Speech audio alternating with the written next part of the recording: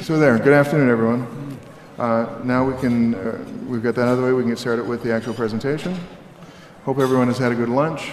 I'm Frank Vandenberg, the Strategic Innovator for the Department of Post-Secondary Education, Training and Labor in New Brunswick, as well as our NB-PLAR Action Group and NB-CAT, and a member of CAPLA's Board of Directors. So, I'm very honored today to be able to introduce our plenary panel. I'll introduce the three of them and then I will let them take over with remarks. So I'd like to welcome Karihwakeron, Tim Thompson. Many of you heard him this morning. I've had several positive comments on that. So you know about his involvement with First Nations Technical Institute. Some additional comments he'll be able to share, and we've got some in the program as well. I'd also like to welcome Ellis Edgars with us, who's come here all the way from the Haida Gwe, the archipelago off the coast of northern British Columbia. Ellis is going to represent what's important in our work, adult learners who've come to know who they are, what their skills and talents are, and what they'd like to become. Ellis is going to share about his experience in portfolio, and he has brought along with him Janet Sinclair, who is an Aboriginal student transition advisor and an instructor at Vancouver Island University, and who is involved with Ellis's portfolio program. So if she'd like, she can provide some additional clarification on that as needed. So please help me to welcome Tim, Ellis, and Janet here with us today.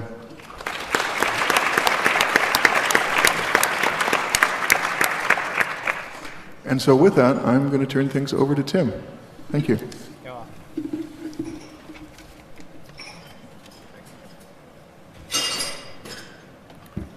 Yeah, for that introduction. It's now a Mohawk Language class here at the CAPLA conference. When you come across anybody from Mohawk country, the greeting you say is "Seigon." Seigon. Good one. Then the next thing you're going to say to them, you're going to say, "Skanat goagan." Skanat goagan. Skanat goagan means, is there great peace with you? They say the old form of that greeting is you would encounter somebody and say, "Seigon skanat goa." Now we turn the words backwards, but "Seigon skanat goa," is there still great peace with you? So now we break that up. So when you run across me down the street somewhere, or you're flying over in the plane and you see me walking through the bush, you're going to say, "Seigo." Okay? Then if we're at the mall, then you say, "Skana goagan." You ask if there's great peace. And usually you hope the answer is just going to be a simple, "Huh." Right? "Huh," in our language, that's yes. There's great peace with me. "Huh." Same thing you'd say if I said, "Do you want more potatoes on your plate?" "Huh." Okay? So embedded within our language and embedded within our cultural norms is this concept of peace or wellness. "Seigogaskanagoa," is there great peace with you? Sometimes the elders will then go and say, "Satagaridega." Are you physically well? They'll inquire a little further because they really want to know how you're doing in this walk here in this world. And hopefully the same answer comes up. "I'm doing okay." And it's all part of that worldview, that cosmology about our life's journey and how we fit. When I did that Thanksgiving earlier this morning, it's that idea of our place within this great family of creation, and that we have a good place within it, and that we have duties and responsibilities to carry out. And we're informed of that from the first time the Spirit comes into this world. When the mothers realize that she's got responsibility, the behaviors change. Both parents. Some like to say that the father's also pregnant at that time. And so they have responsibilities. There's things like they're no longer supposed to go hunting. The uncles and aunties have to bring the food for that family because they don't want the mother to see the blood because the baby will see that too.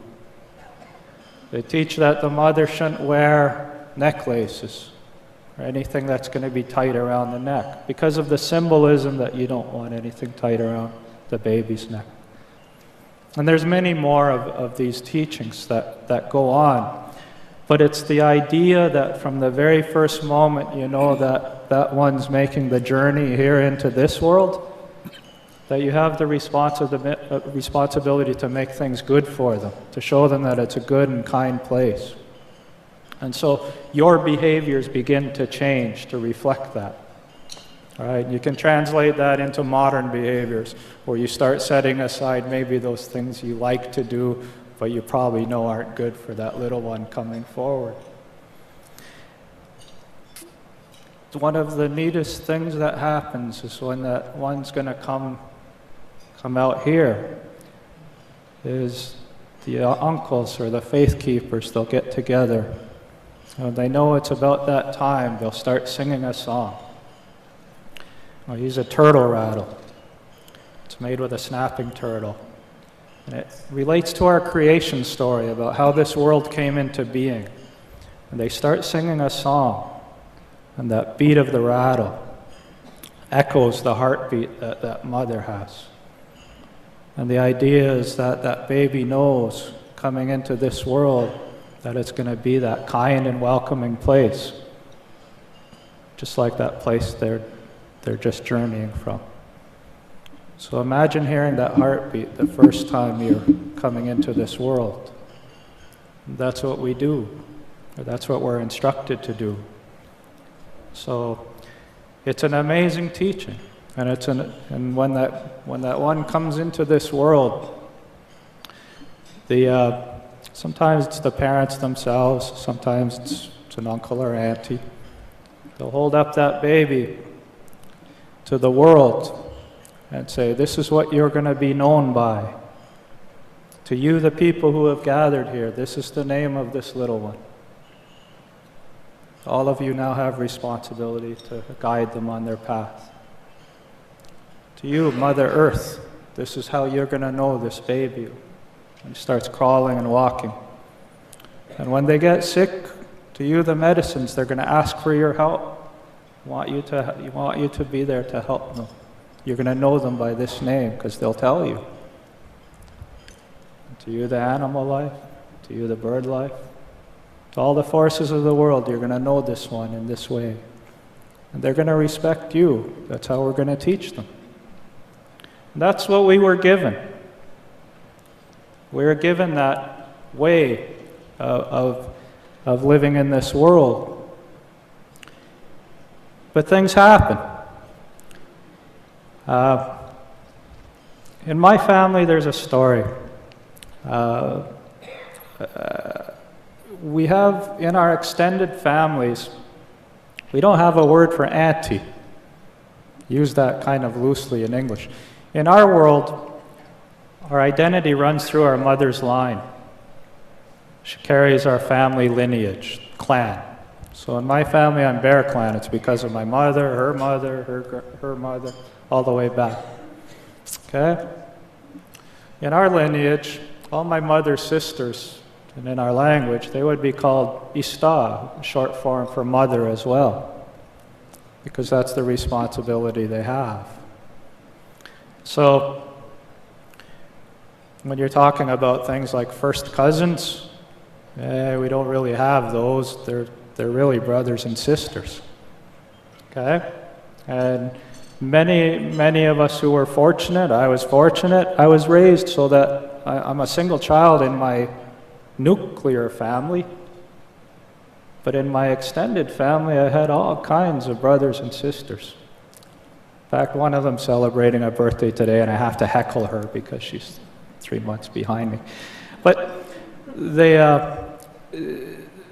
we were raised that way in some of our families, and others we weren't. So, and it has to do with this, with disruption, with colonialism that occurred. A strange thing happened to us. Around the late 1800s, there was the introduction of an idea of forced assimilation, the forced removal of Indigenous identity. And one of the main tools that was introduced is something called residential schools. It was the planners of the schools thought the best thing to do for the sake of Indigenous people was to remove children from their parents, to take them to these places, these boarding schools, to educate them in the cultures and norms of the dominant society, and then also teach them a trade. So if you look at most residential schools, most engaged in defining the roles of men and women in the morning. So a lot of them, the men would do farming work in the morning, and the women would do cooking and sewing. And then in the afternoon, they'd do religious education and some academic education. If you go across from school to school, you'll find differences in how much academics actually occurred. In my family, all my mom's siblings, including my mom, went to residential school.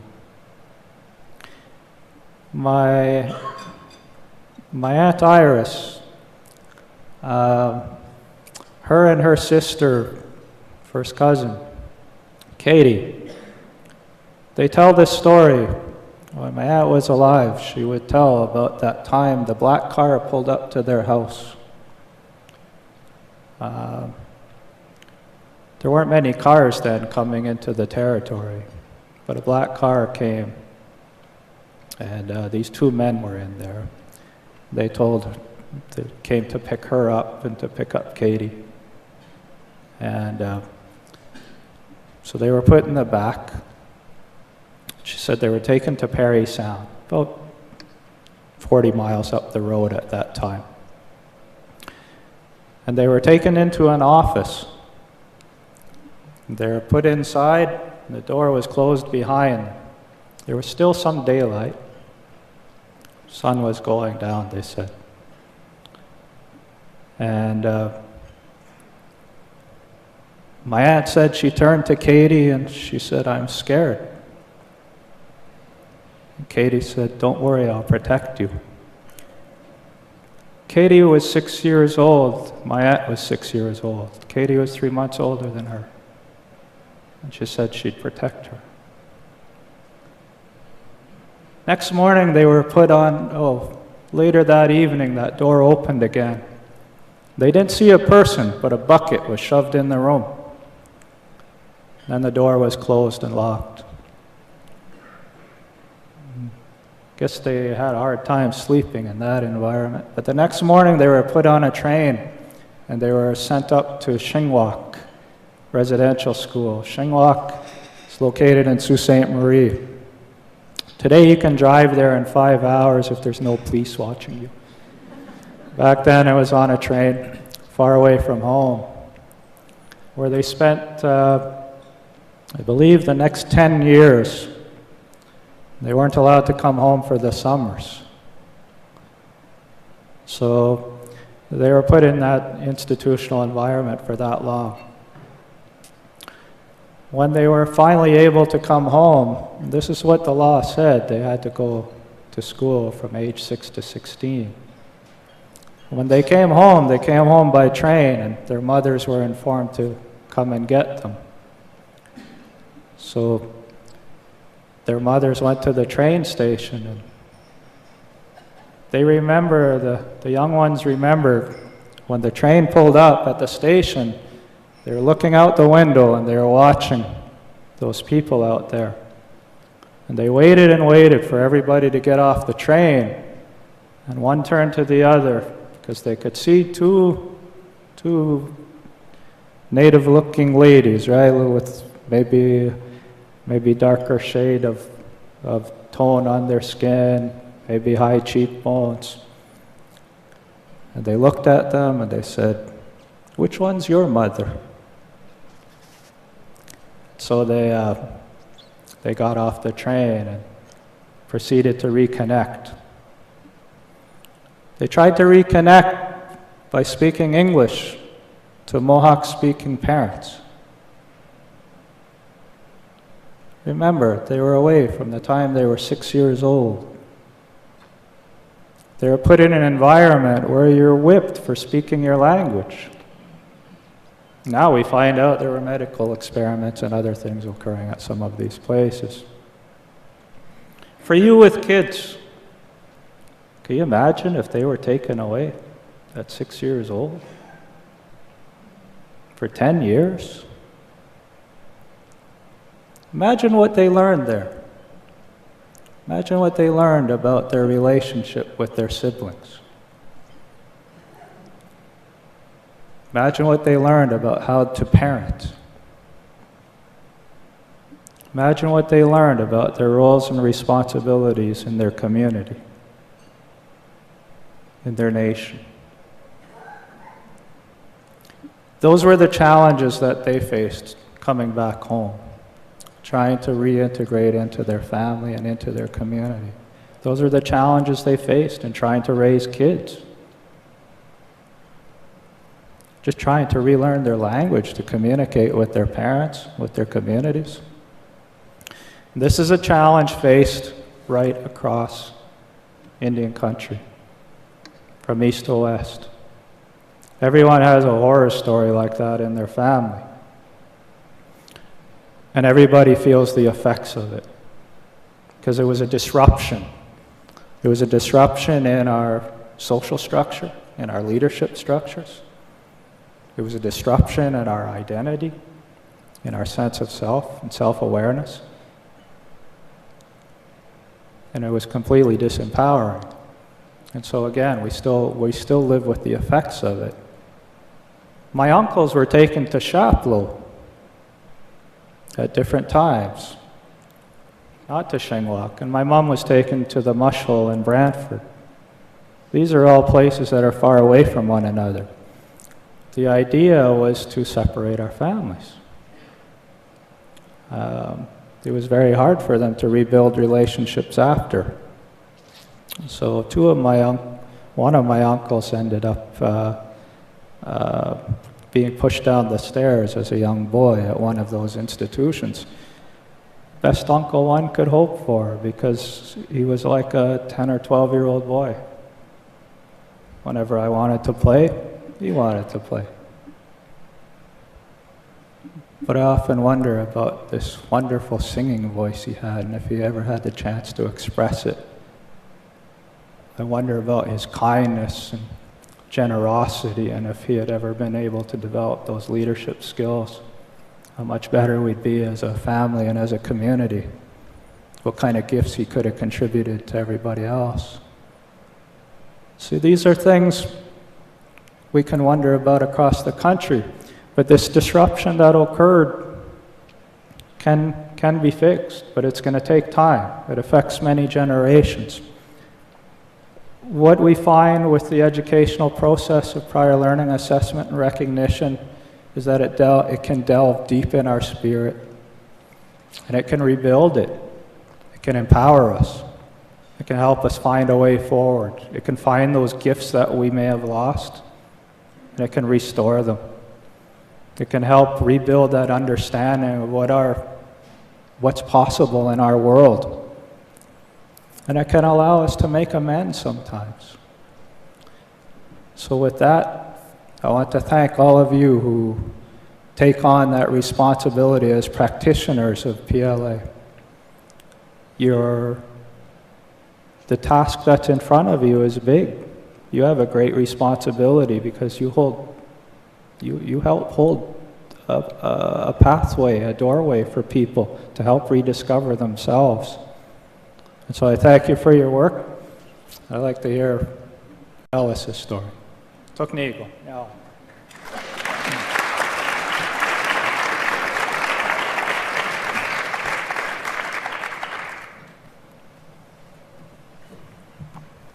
Yeah, my name's Ellis Edgars, and I'm from Haida, and I'd just like to tell you my story because it will relate to my portfolio.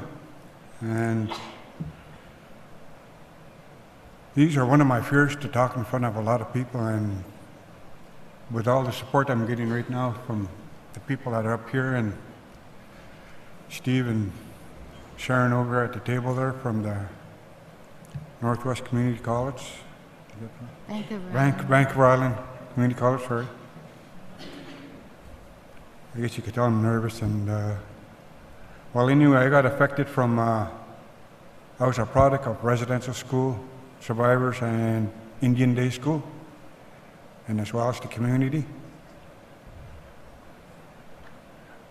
What I'd like to say is that my childhood got taken away. I didn't understand my identity. I lost my identity. I didn't know who I was, and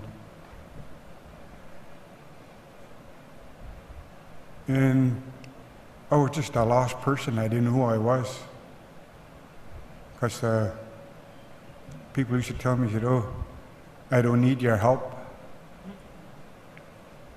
Go somewhere else to ask for help." But I did, but I didn't get it. But sadly, I learned from non-Aboriginal people, and it still affects me today because I still don't know who my identity is. I'm still trying to find my place in life. I've been going all over the place. I moved so many places. I'm trying to fit in, to be accepted by someone. And that's one of the scariest things, is not being accepted. And I just wrote down a few notes here that I know this is very hard for me, and I'm struggling right now, and all I could say is I'm a work in progress, and I'm still learning, and I'm getting educated by people like yourselves, and that's what I like. Come into my life, and I'll let you know my story. I'll educate you, and you'll educate me.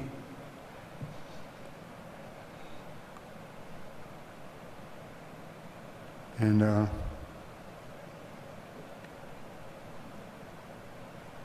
we're talking about emotional stuff here upstairs here, and I'm still working on that.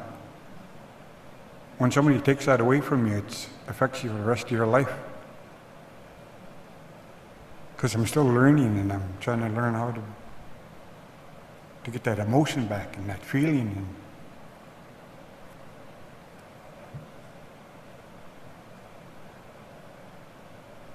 what hurts me most is when people say they don't care, and even in a joking manner, you still get affected. I know I'm just going all over here because I'm feeling that, getting that emotion, I guess. And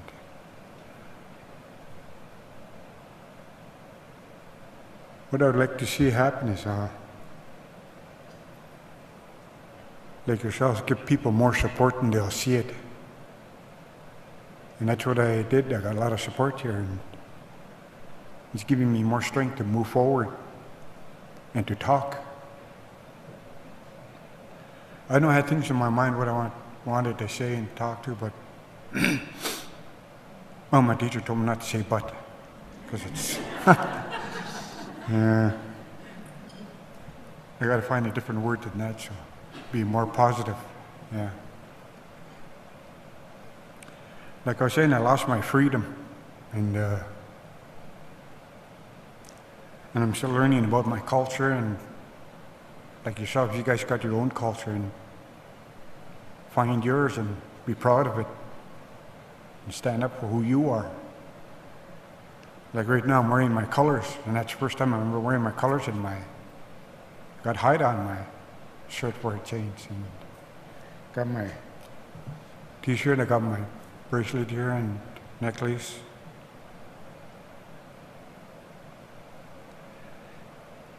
And all I could say is I'm one of the keepers of Haida Gwaii, and I'm proud to be a Haida, and that's the first time I ever saying I'm a Haida for a change. and to feel good about it.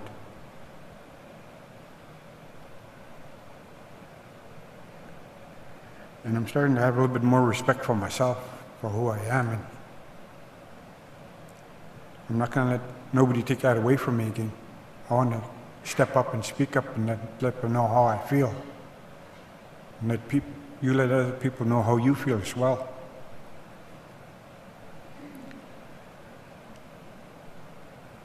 Like I was saying earlier, it's to change, and I'm changing my life, and it gets scary. It's one of my fears.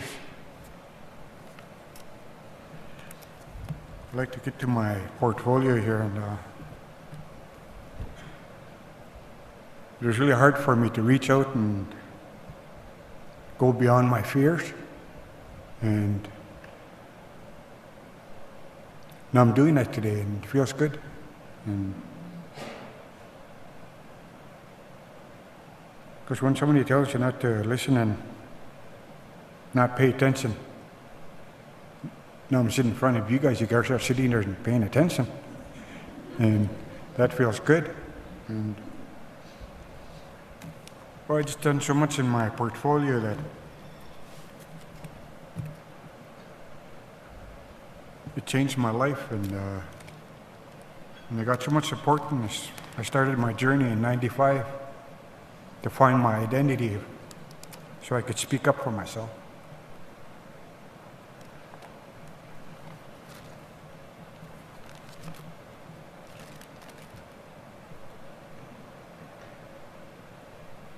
Well, I did so much here. I did maybe about 30 of these certificates just to get myself educated instead of going to school, because I never went to school. I did my GED 2 years ago, and I was at a grade 3 level. And I used to be embarrassed about it, talk about it in front of people, and then I finally got the courage, because I was doing all these workshops just to get myself educated. But I'm still learning, and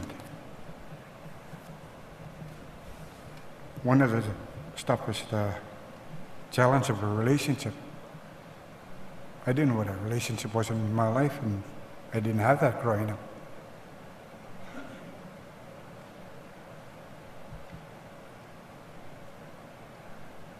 You know when somebody tells you they don't care and they don't love you anymore or something like that? It really affects you. And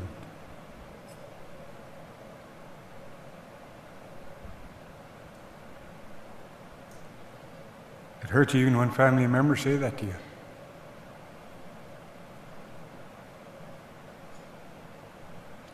Especially from your own grandfather, when he tells you he doesn't need you, don't need your help.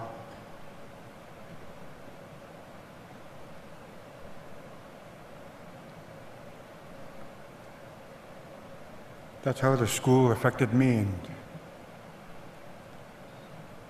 but I'm moving beyond that and coming out here and talking in front of people as yourselves. I don't mean to be mean, because my uncle said, don't say people.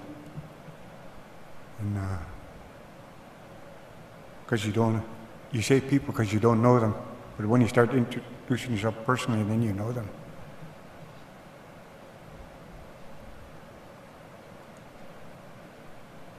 I'm thankful for my mom for being around for 93 years in my life anyway.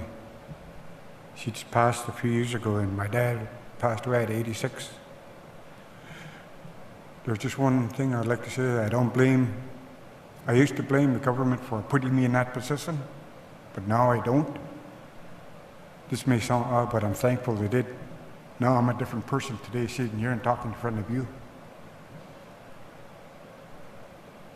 And I'm thankful for being here in Ottawa. This is as far as I went in my life, in different time zone. And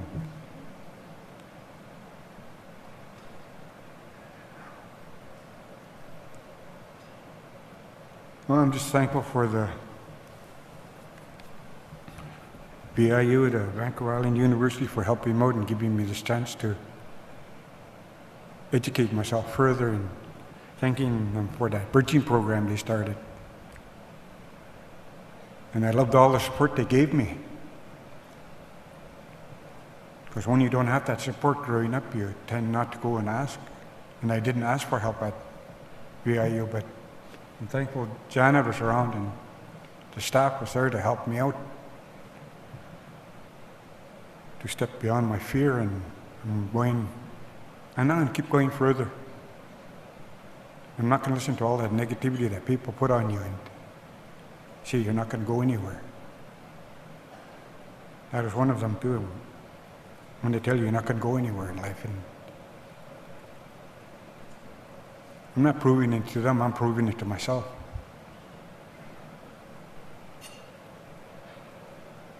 And I'm thankful for you guys for being here and listening to me and just doing this. You guys are giving me encouragement to move forward. And to all of you that are teachers learning, don't blame yourself for if the student's not getting it. I was just talking about it earlier. They got their own personal stuff in their life that they're not getting past yet. And eventually they'll get it. But I just like I made a joke once about it, but I don't know if anybody got it back home, but I said, hey, I didn't even graduate from grade 6 or graduate from high school. Yeah, I went right into university. And,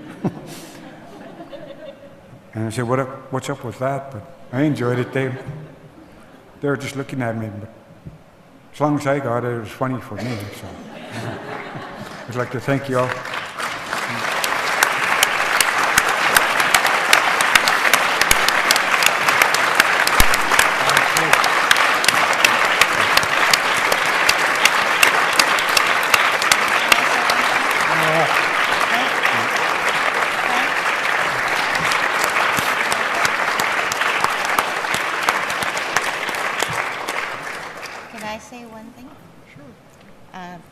I just wanted to say one thing, and that is that I was Ellis, his teacher, and we developed a relationship before he even came to Nanaimo, Vancouver Island University, and over the phone. And I liked him right away. When I met him, I knew that he was going to be my teacher.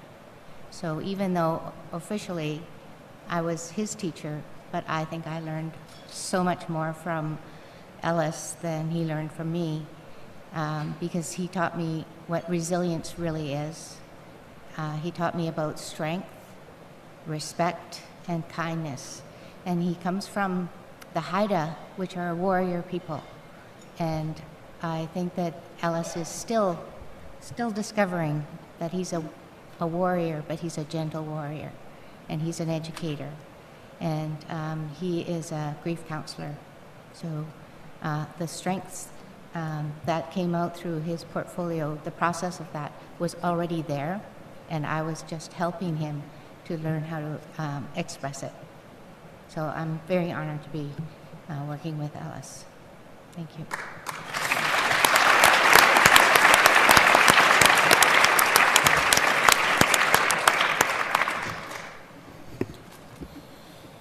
I think we've all had a chance to be learners during lunch today, whether it's been from the understanding of peace and wellness, and that can give us thoughts as to what we do when we work with learners, to understanding that the pathways that can open up for people.